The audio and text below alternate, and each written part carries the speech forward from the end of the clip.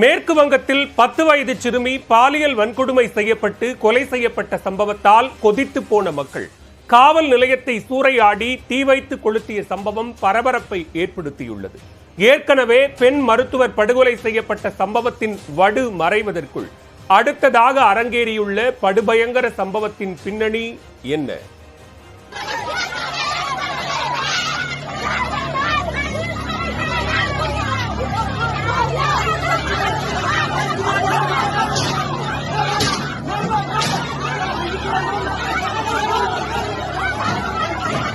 சிறுமி கொல்லப்பட்ட வழக்கில் காவல் நிலையம் பொதுமக்களால் சூறையாடப்படும் காட்சிகள்தான் இவை. பொதுமக்களின் கோபக்கனல் போலீஸ் ஸ்டேஷனை தீக்கிரையாக்கிய சம்பவத்தின் முழுமையான பின்னணி என்ன?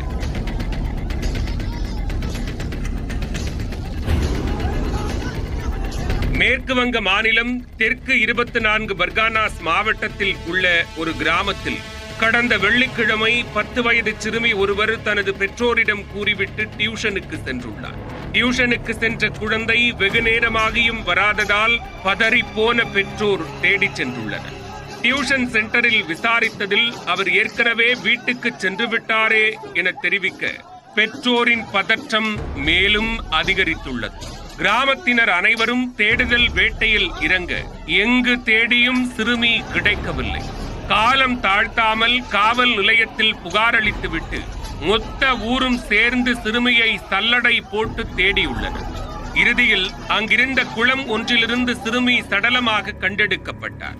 தங்கள் குழந்தைக்கு என்ன நடந்தது என்பது தெரியாமல் இருந்த பெற்றோர் சடலத்தை பார்த்ததும் கதறி அழுதது காண்போரை கண்ணீரில் ஆழ்த்தியது. சிறுமியின் உடலை பரிசோதித்ததில் அதில் காயங்கள் இருந்துள்ளன.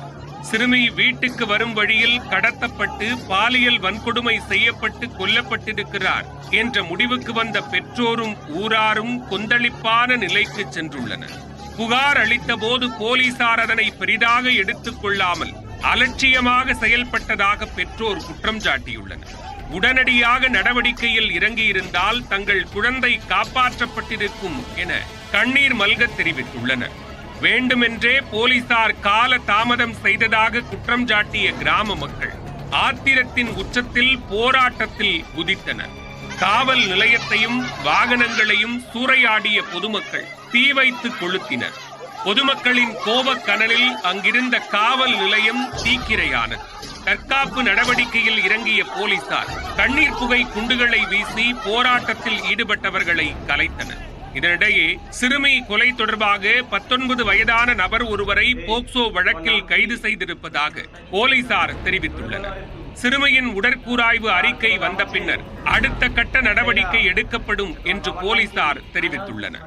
கொலையாளி சிறுமிக்கு ஐஸ்கிரீம் வாங்கி கொடுத்து சைக்கிளில் கடத்தி இருக்கலாம் என்று போலீசார் சந்தேகிக்கின்றனர். இது தொடர்பான சிசிடிவி காட்சிகளையும் போலீசார் கைப்பற்றி இருப்பதாக கூறப்படுகிறது. கடந்த ஆகஸ்ட் மாதம் கொல்கத்தாவில் நடந்த பெண் மருத்துவர் கொலைக்கு நியாயம் கேட்டு ஜூனியர் மருத்துவர்கள் உண்ணாவிரத போராட்டத்தில் ஈடுபட்டிருக்கும் நிலையில் சிறுமி கொல்லப்பட்ட சம்பவம் அங்கு கொந்தளிப்பான சூழலை உருவாக்கியுள்ளது. இந்த சம்பவத்தில் ஈடுபட்ட குற்றவாளிக்கு 3 மாதங்களுக்குள் தூக்கு தண்டனை வழங்கப்படும் என்று மேற்கு வங்க முதல்வர் மம்தா பானர்ஜி உறுதியளித்துள்ளார்.